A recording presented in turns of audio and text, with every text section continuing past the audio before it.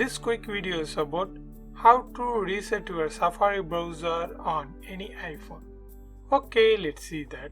First open Settings app and then scroll down a bit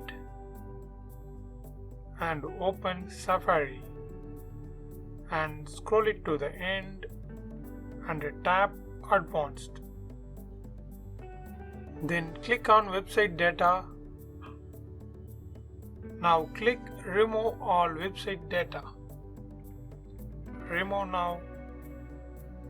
Okay, first thing done. Back. Then click Clear History and Website Data. Clear History and Data. That's it.